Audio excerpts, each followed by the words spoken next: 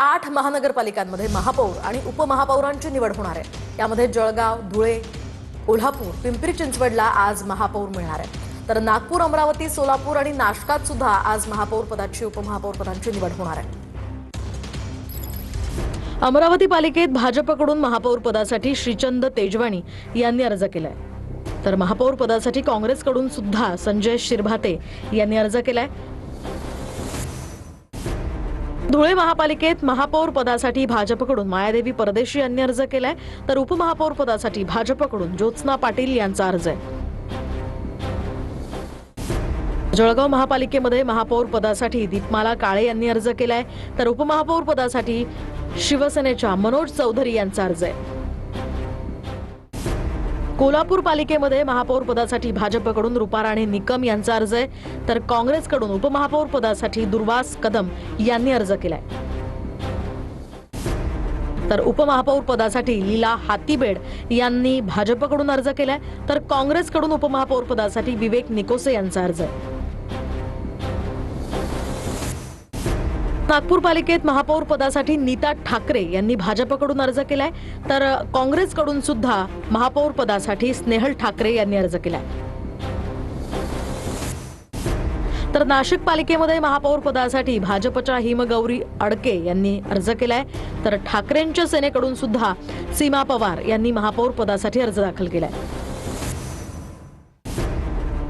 तर भाजपकडून उपमहापौर पदासाठी मच्छिंद्र सानप यांचा अर्ज आहे आणि शिंदेच्या सेनेकडून विलास शिंदे यांनी उपमहापौर पदासाठी अर्ज केलाय। तर पिंपरी पालिकेमध्ये रवी लांडगे यांनी भाजपकडून महापौर पदासाठी अर्ज केलाय। तर भाजपकडून उपमहापौर पदासाठी शर्मिला बाबर यांचा अर्ज आहे। तर अजित पवारांच्या राष्ट्रवादीकडून उपमहापौर पदासाठी वैशाली काळभोर यांनी अर्ज केलाय।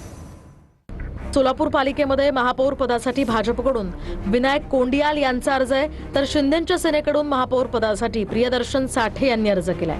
शिवाय उपमहापौर पदासाठी ज्ञानेश्वरी देवकर यांनी अर्ज केलाय। तर तिकडे चंद्रपूर महापालिकेतील तिढा अखेर सुटला असून काँग्रेसचाच चंद्रपुरात महापौर होणार असल्याचं निश्चित झालंय। धानोरकर गटाला पहिले 2.5 वर्ष चंद्रपूरचं महापौरपद मिळणार आहे। गटनेतेपदी राजेश अडूर यांची निवड झाली आहे। तर उपमहापौरपदी वडेट्टीवार समर्थक वसंत देशमुख यांनी अर्ज भरलाय।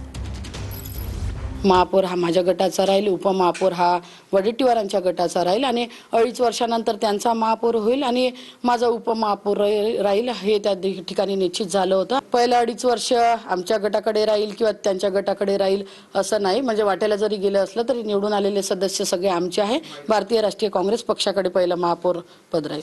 27 नगरसेवक त्या ठिकाणी आता काँग्रेसचा गट तयार करण्यासाठी एकत्र येतील, उपस्थित राहतील आणि गट निर्माण करतील असा निर्णय हायकमांडने घेतलेला आहे।